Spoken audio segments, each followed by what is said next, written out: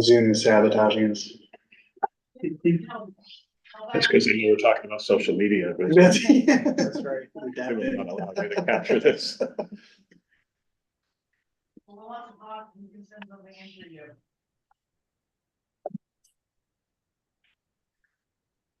But definitely do it tomorrow before they start processing. They might have already started processing.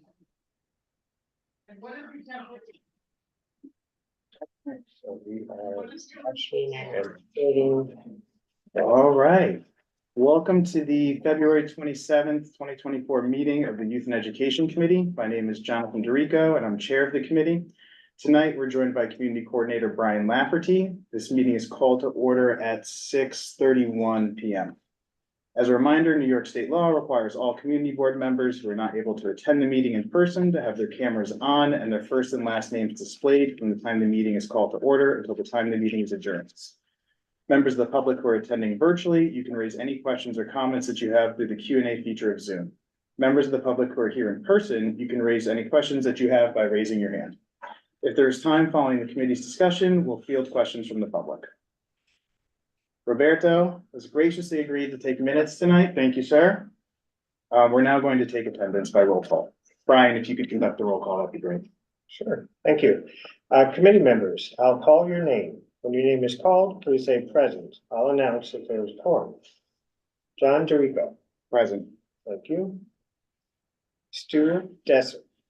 Present. Thank you. John Keller. Present. Thank you. Abby Krusman. Thank you. Matthew Weintraub.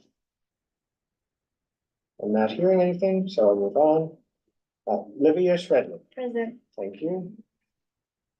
Roberto Ruiz Melendez. Here. Thank you.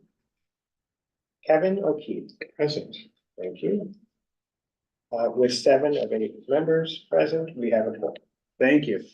The agenda for tonight's meeting was distributed ahead of time by the board office and is reflected on the screen before you. If there is no objection, we will adopt the agenda. Members of the committee, if you object to adopting the agenda, please raise your hand. Seeing no objections, the agenda for tonight's meeting is adopted. The minutes from the October 24th, 2023 meeting were distributed ahead of time by the board office. If there is no objection, we will adopt the minutes as drafted. Members of the committee, if you object to adopting the minutes, please raise your hand. Seeing no objections, the minutes from the October 24th, 2023 meeting are adopted. They will soon be available on the CB6 website. As you've noticed, I'm speaking very quickly. Our guest speakers have a hard out at 7 p.m. So this is going to be the quickest iteration of the ground rules of all time. So in order to conduct an efficient meeting, let's observe a few ground rules. No one may speak until granted the floor. Committee members who are here in person, if you have a question about committee business or wish to make a motion, please raise your hand and I will identify you so you can speak. Committee members unable to attend in person, if you have a question about committee business, you may raise your hand through Zoom. I will identify you so you can speak. All committee members, it is extremely important that only one person speak at a time so that members of the public watching at home can understand what is being said by each committee member. The chat function for committee members present via Zoom should not be used for committee business or questions about agenda topics. All such remarks should be made on the record by raising your hand through Zoom. Chat should only be used to alert us to any technical difficulties you are having or to state in writing information like an email address that was already stated out loud on the record during the meeting.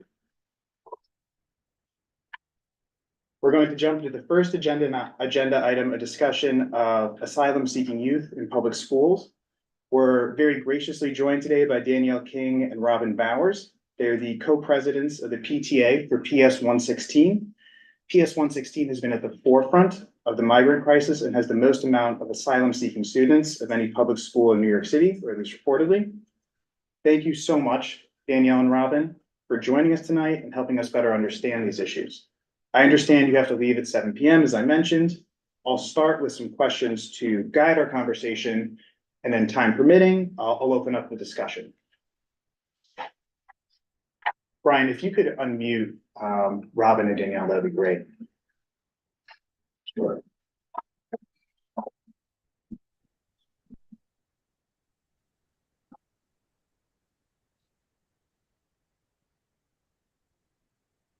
Okay, successfully unmuted. Yep. So Robin and Danielle, thank you for joining us. If you could just introduce yourselves and give a little bit of your background, including your role and relationship to PS 116, that'd be great and very helpful. I'll start. I'm Robin Bowers. I have a third grader at PS 116. I've lived in the neighborhood for almost 15 years, and my son has been at the school since he was in pre-K.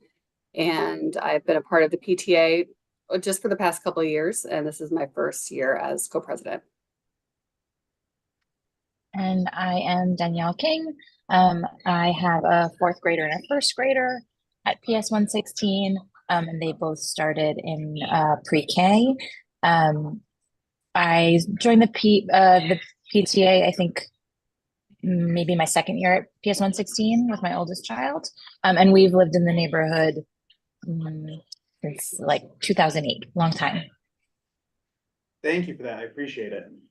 Starting very broadly, how has the recent influx of asylum seeking students impacted PS 116?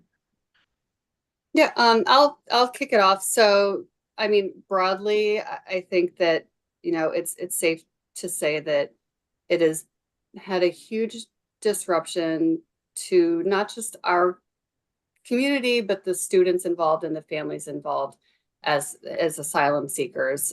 Starting in fall of 2022 is when we started to see a huge an abrupt increase and influx of asylum seeking students at our school. PS 116 has for quite some time now been a school that has had a high proportion of students in transitional housing, more traditional transitional housing. But this was the first time that we have seen such a large influx of students and families coming into the school district. And it's been very challenging. The school has done a phenomenal job with the resources that they have, but that being said, it is not nearly enough, and there's so much more that can be done. And particularly since the 60-day rule has gone into effect, it's had a huge impact on the population as well, and the students, not just that are impacted as asylum seekers, but the students in the classrooms with those children. And you mentioned this started in fall 2022.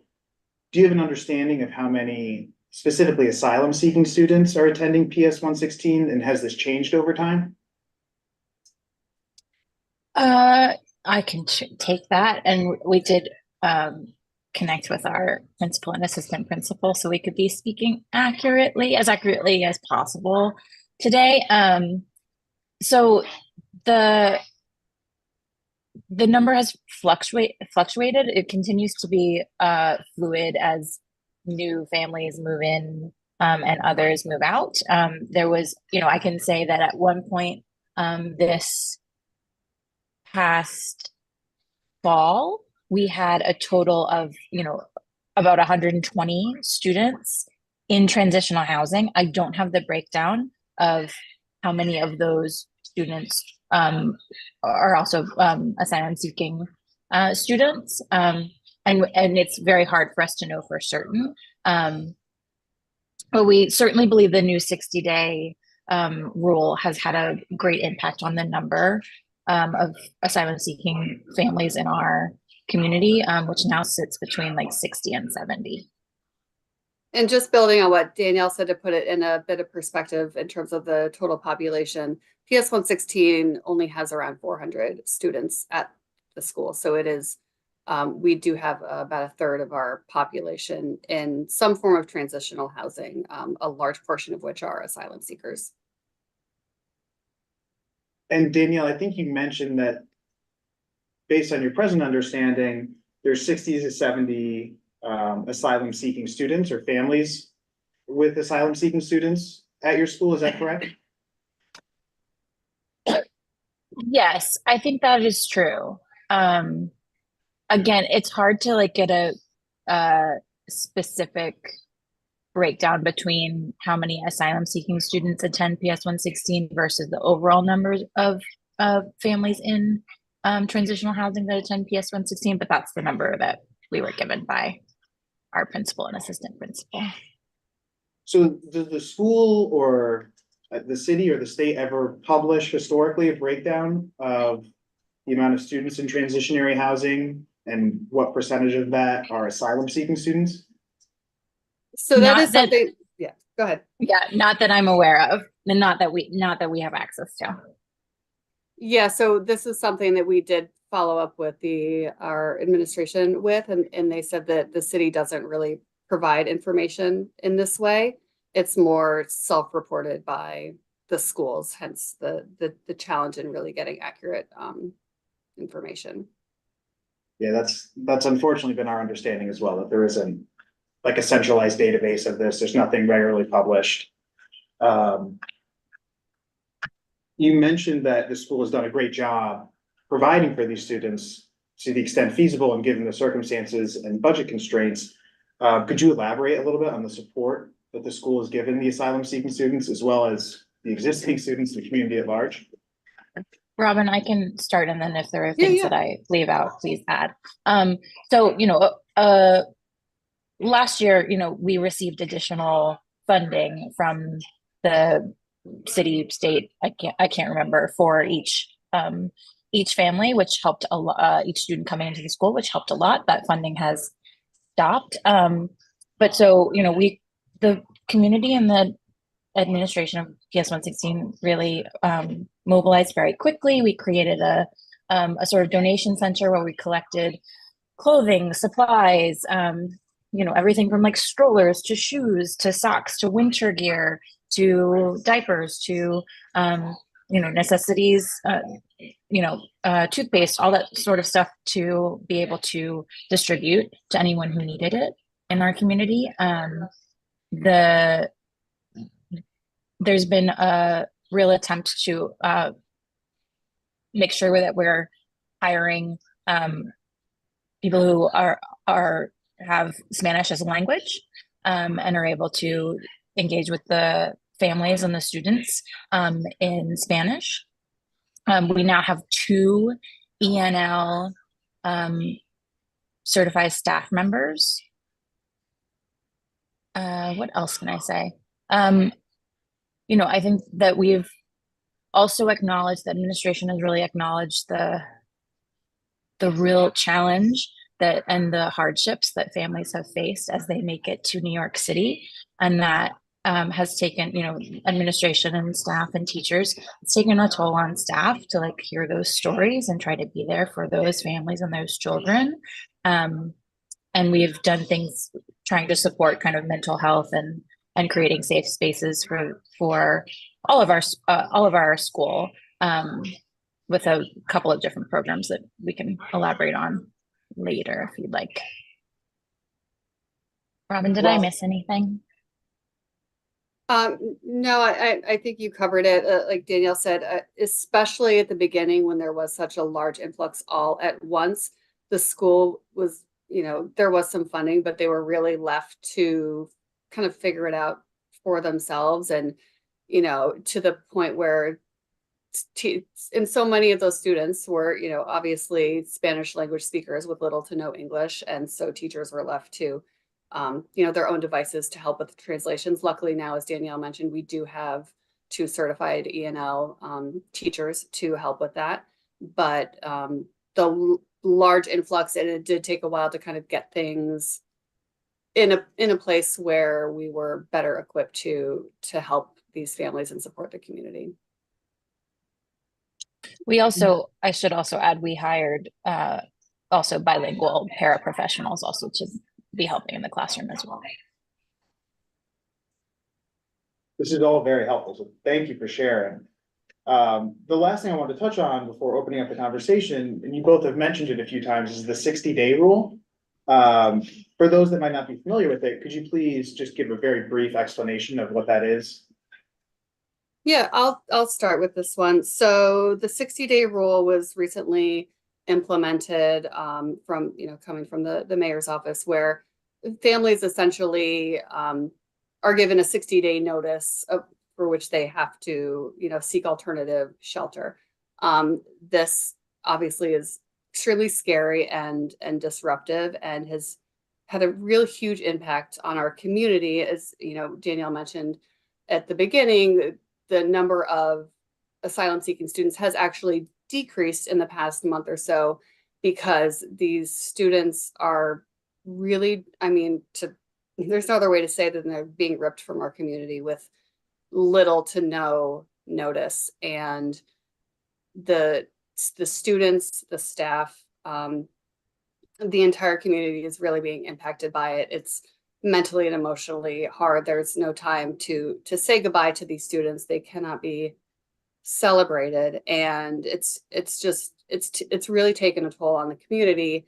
And then the fear beyond that is that every 60 days it will be a revolving door of asylum seeking students, which I'm sure you could only imagine having students in a school for 60 days, both for themselves detrimental to have that instability furthered from what they've already experienced and having to change communities, but also our community having these children come and then leave after 60 days, again, with little to no notice.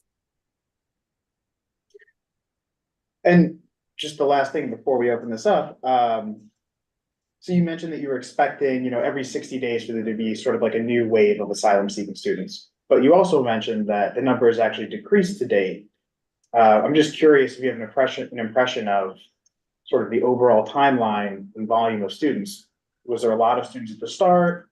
Then with each, 60-day period that followed that, it decreased a little bit. Is this a very recent development? So I'll speak a little bit to that. So we have been, awaiting, kind of anticipating this idea of a revolving door before, when we knew that the 60-day rule was going to happen. And when it took effect, we were really, didn't know what to expect. There was a lot of uncertainty. There was, and continues to be, a lot of uncertainty and lack of clarity around whether that does mean that every 60 days there's going to be, students who leave our community and new students who come in. We haven't seen that. We have just experienced students leaving our community. And that's been rather recent. I would say it's been, I think it started maybe end of December was when we saw a lot of students leaving. But we just don't know if that's going to continue. And that is also part of it makes it, aside from being really emotionally hard and exhausting, it also is very hard to plan for as a teacher, as an administrator. It seems like just uncertainty is a running byline here. Yeah. Yes. I've been hogging your very generous time, so I wanted to open this up to the committee if there's any questions. Kevin, you want to take it? Yeah, hi, Kevin O'Keefe, Danielle, good to see you again. Hi. And Robin as well, hi. I would think that one of the challenges was to make sure there's not ostracization or class division with the asylum seekers. I look ahead as an example too. I know you have a book fair coming up soon. I know a lot of these kids' parents want to work but can't. Do they have money? And in a situation like that, will they be given at least a book or two so they don't feel like they're left out of the equation? And if you could speak to that as more of a whole too of the, what are you doing to make sure there's not that class division and ostracization? It's a great question. Robin, do you want to tackle it first? Or, it's a great question. I think it's something we're very mindful of, and that we are actively trying to practice values of equity and belonging to make these families to make sure we're not doing that, right? I think that anecdotally, I will say from both of my kids' classes, like everyone has been super welcoming. There is a desire there, again, that's why when these students leave the school, it's so heartbreaking, because they really do, they are welcomed. They develop relationships. The whole class, they are part of the class, and then they leave. And I would say, in terms of the kind of the PTA's operations and how we're thinking about, we just got back into in-person events after, COVID. And so we've taken this as an opportunity to remember that our demographics have changed and that we have to look at events and kind of what we want to do in a new light and how we can be the most inclusive. So we've been doing a lot of, we've been really focusing on building community and offering events for free. And so the book fair is no different. We will, it will be a scholastic book fair, but we have mechanisms in place so that every child who attends the fair will get a book. Will be books in Spanish. I think that the teachers administration and the PTA is trying to be really mindful of making everyone feel included. And just building on that, I think that one thing that the community in general, both from families and administration, is extremely mindful of not othering these students and making them to feel different. And so we've been working on, especially this year, to structure the book fair in a way that it is not obvious that these students are, for the asylum seekers and traditional transitional housing, that it's not obvious that they are, being supported in other ways. So we're very mindful of making sure that they feel included across the board for events, including the book fair. That's great. Skip? How exactly is this affecting your children? So I have, some anecdotes about this. It is quite heartbreaking. My son, for example, is in third grade, and I think it was around the holidays in December, came home one day and told me that one of their friends, one of the students, it was an asylum seeker, they didn't really, and they don't really know them as this, they're not identified as such, but said that all of a sudden the student said that it was his last day and he didn't know why, and he was leaving, and he told me that the entire class was crying. He said all the kids were crying, all the teachers are crying, and it makes me choke up just even retelling it, even though I've told it so many times, because it really is impacting these kids, because when they're brought into the community, yes, sometimes they notice they don't speak English or that, but they are so openly embraced by the entire community that they welcome them, they don't question it, and then when they leave, it does make a huge impact.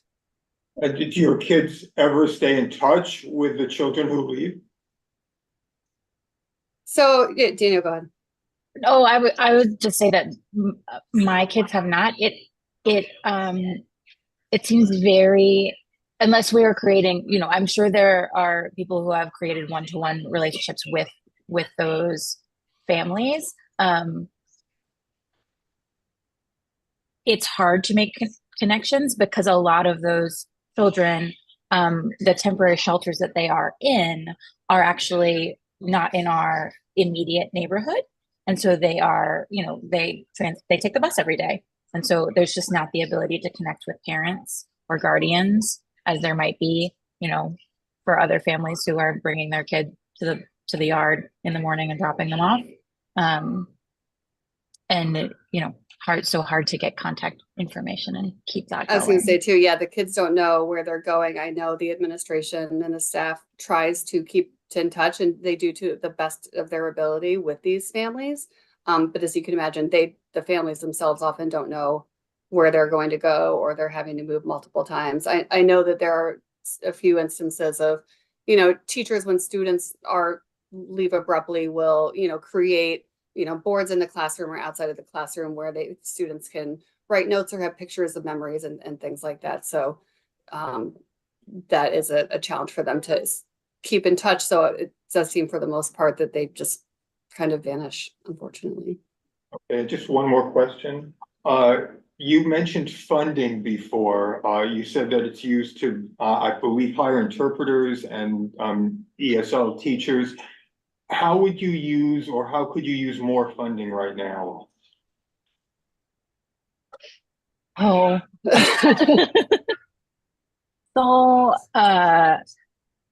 Robin, I don't know if Robin, you have an immediate, we could use it for so many things. I think that just to speak about the funding, there was a certain amount allotted per child entering the school last year, and that was then that funding, was part of the principal's budget, and she allocated it, I think, really smartly to be able to support both the hiring bilingual paraprofessionals as well as the additional E&L teacher, but also supplies and everything that you need to run a school. And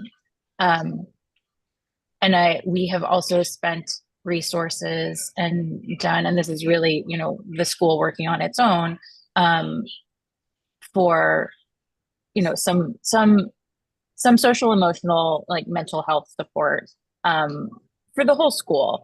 And so we are working with a Bank Street program right now with teddy bears, an emotionally responsive practice there. We have been working with a therapy dog named Hudson. And that's what we've done to date. I think our principal and our assistant principal would have lots of ideas about ways in which additional funding could better support the school in a more holistic way.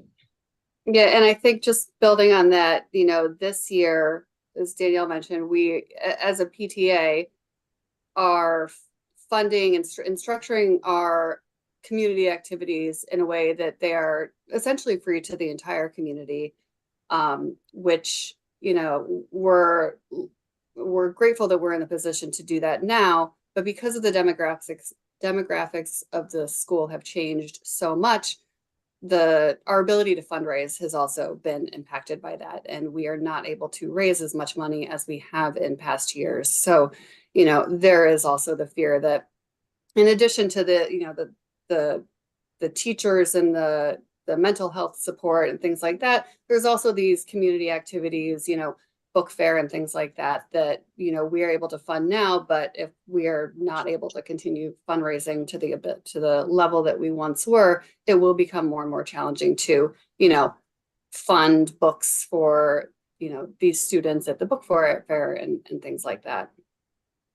We also, that's a great point, because we also fund in school enrichment programs, in the visual arts, in engineering. There's a Center for Architecture program going on right now. There's a Scribble Art is our visual arts program.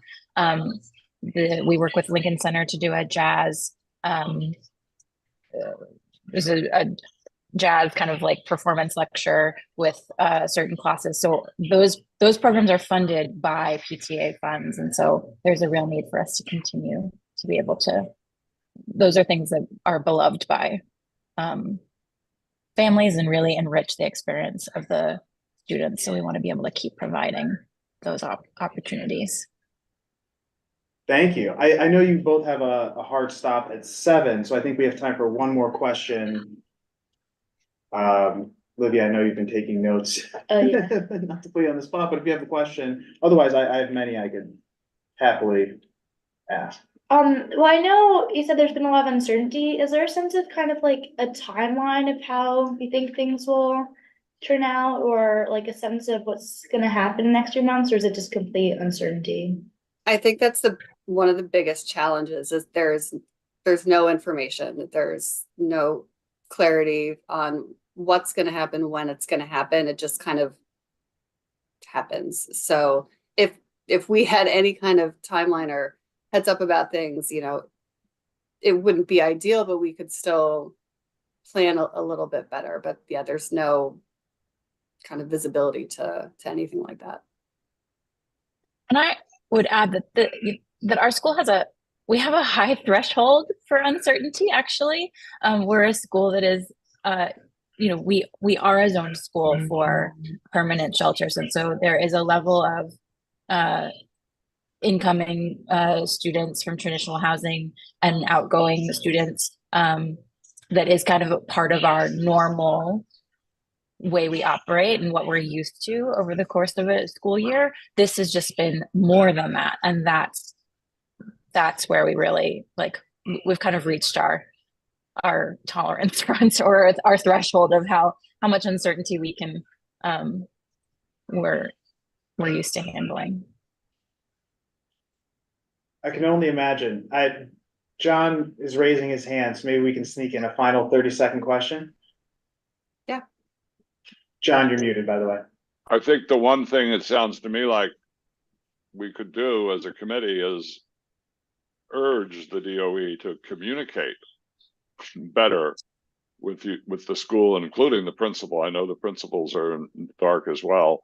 And also we could take a view on the 60-day, you know, if there's some way that the DOE and the city could mitigate the impact of the 60-day transition so that, you know, and we could do the details on that. I know there was a lengthy reso by CEC2 on that. Perhaps we could help in those two ways. It's just heartbreaking to hear you describe this. Yeah, thank you, John. I wholeheartedly agree, and candidly, that's where I've seen this going, is a transparency-based resolution. And I agree the 60-day rule leaves a lot to be desired. Robin and Danielle, thank you so much for your time tonight, and especially your candor and transparency. It is so greatly appreciated. Thank you very, very much. No, thank you. We appreciate the opportunity to share this all with you and any support you can give. We'll be in touch. Thank Thank you. Thank you. Thank you. So if there's more committee discussion to be had on it, I'm happy to do so now in an open forum, and there will definitely be more discussions about this later. Like John previewed, I think there's a lot of good work we can do on this issue, and I think it's an issue that is very high impact and very high need. You know, I'm very committed to keeping these meetings under an hour as well, so I'm gonna sort of go through the next agenda items fluidly, but if at any time there's thoughts, just raise your hand, please.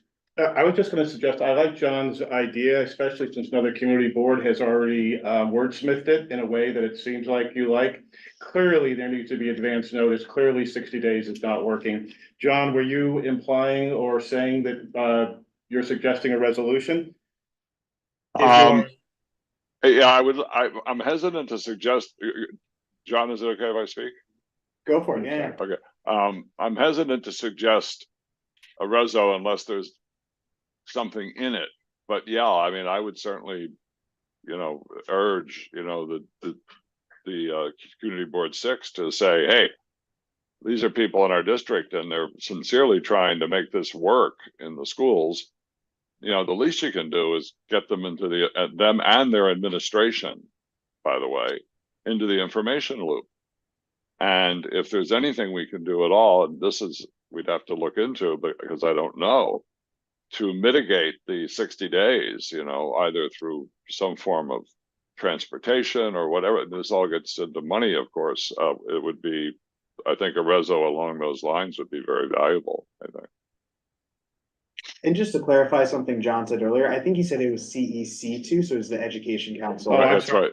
It's Yeah. easy to. My I'll mistake. send John a copy of the reso. It's all public, but it's online. Right. Thank you, John. So you can see it. Thanks for the clarity. Roberto, I saw your hand. Yeah. I think also part of the problem here is that there is no information in the information loop just to like start with. So I think the resolution should also call on some sort of audit. I mean, we had the superintendent here last time and he basically told us that he had no idea. There was a 1,200 to 1,400 kids in the district that were asylum seeking, and it's a huge range, it's a 200 kid range. So I think we need some sort of audit or some sort of government agency to look at this in depth and take a look at what the implications are, because we don't even, I mean, from first principles, like how many, we don't even have the answer to that. There's a lot of basic information Right. just not there. Yeah. It's really difficult to even understand the problem when you don't. We're gonna size it. I think that we should work with housing because we've been discussing the 60 days in housing.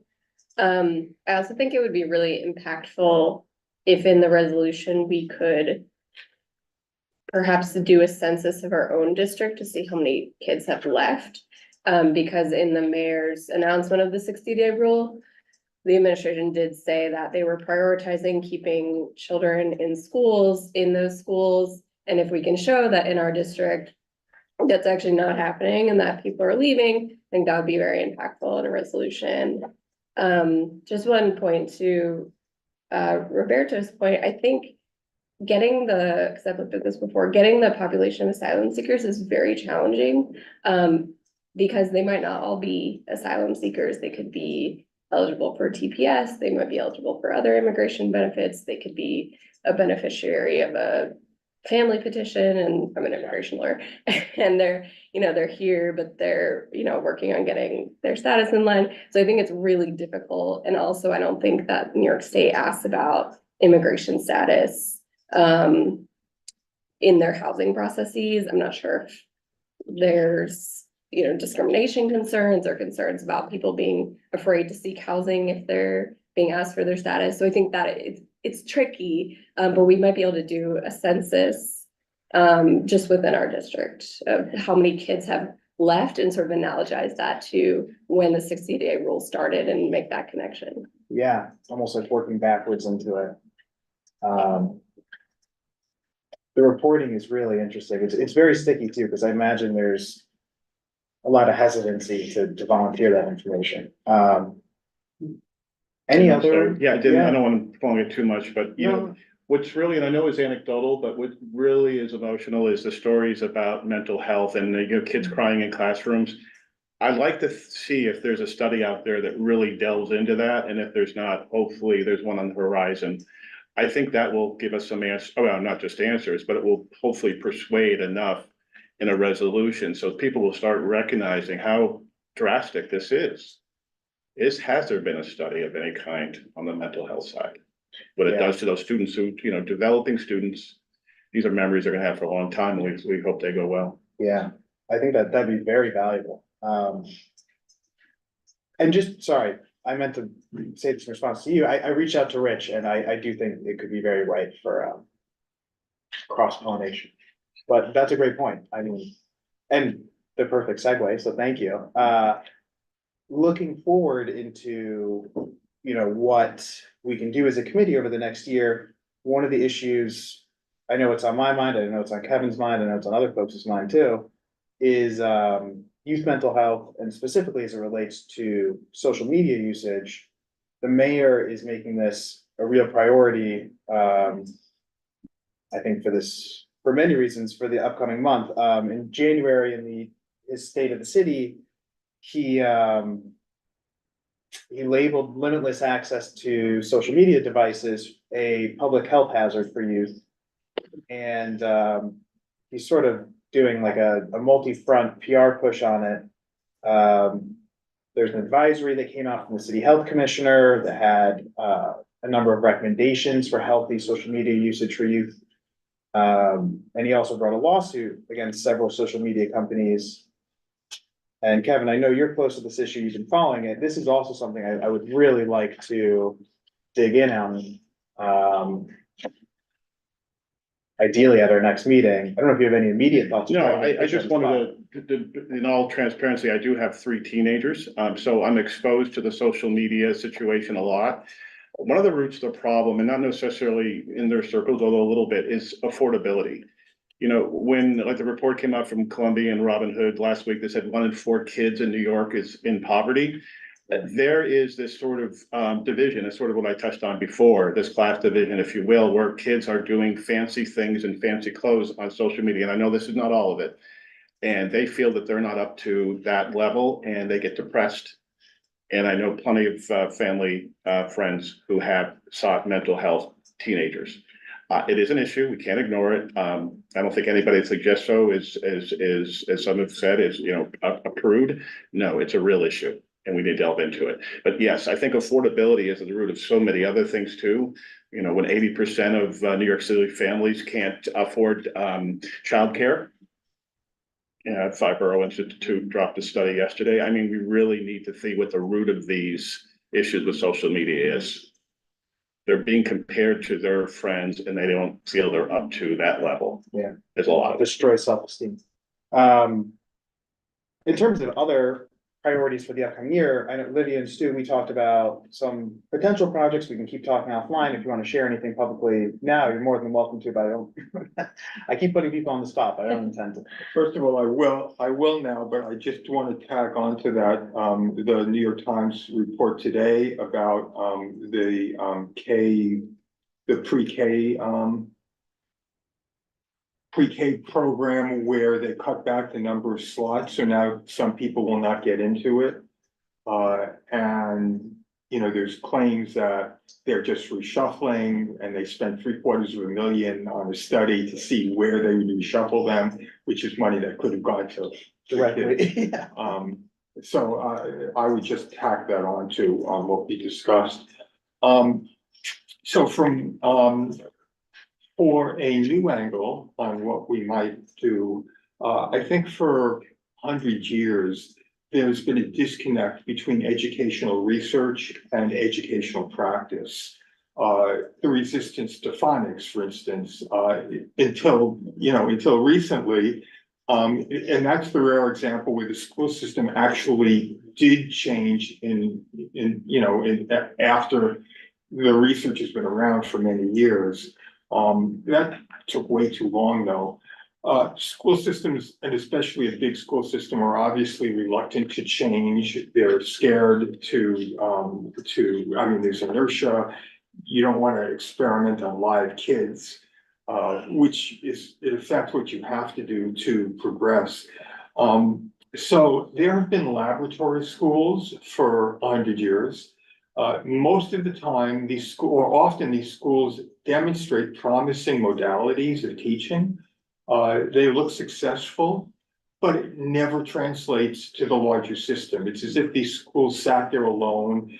Yeah, they were great.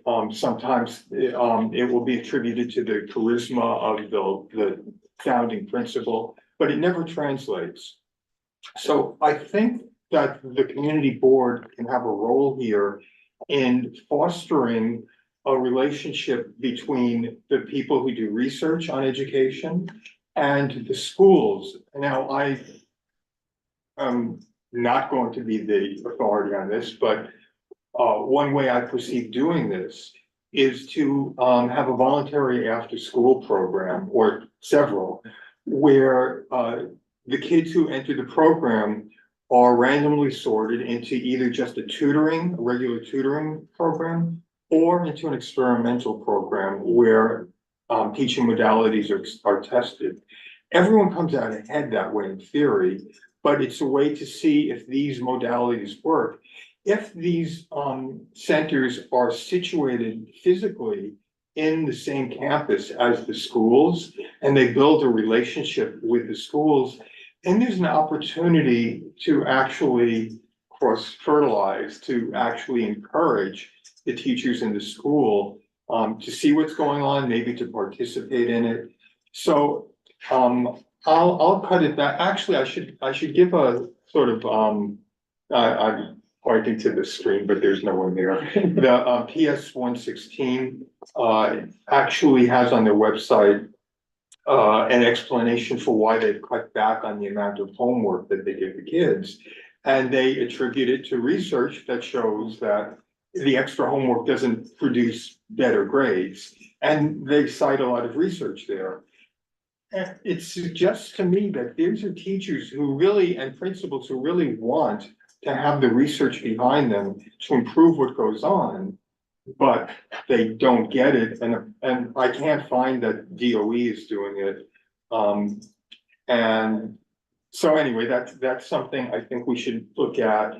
It would involve us consulting with experts and journalists who do this sort of work on how we might actually frame it and so on.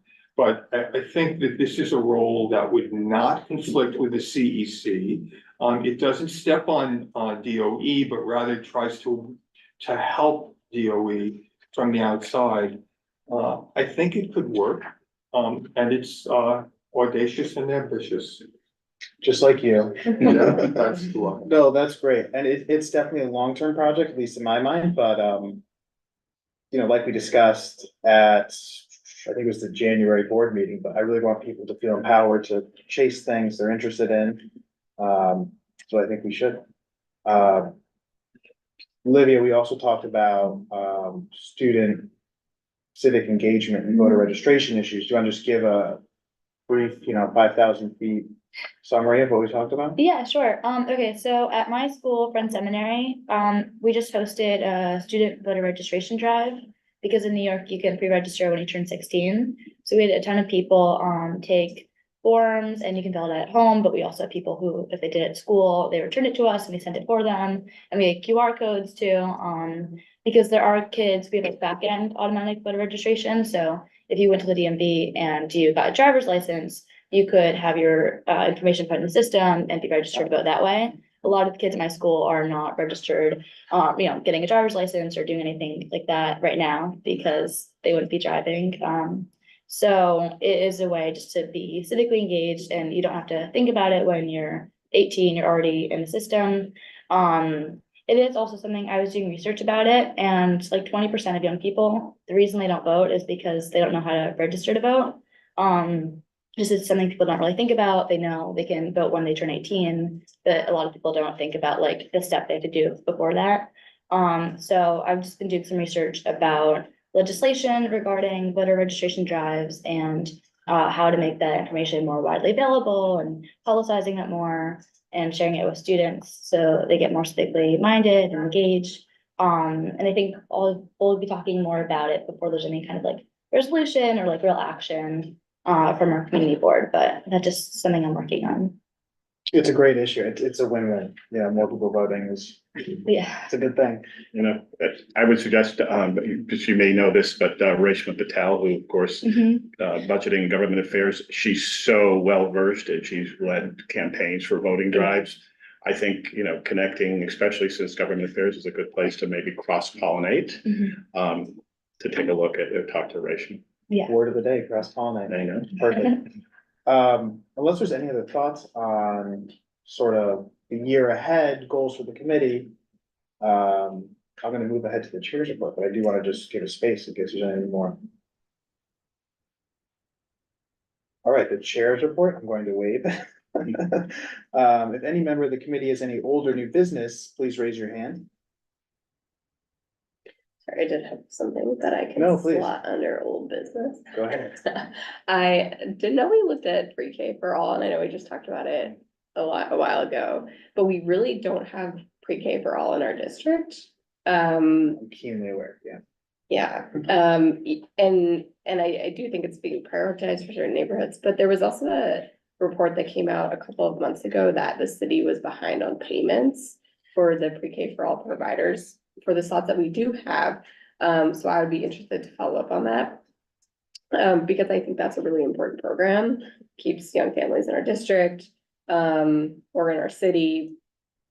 Remains to be seen if it will ever trickle down into our district, but that's something I'm very focused on. As someone with a 2-year-old, I am also very focused on it. In terms of, well, before I keep going on, anything else? Goals we have coming here? If not, that's all right.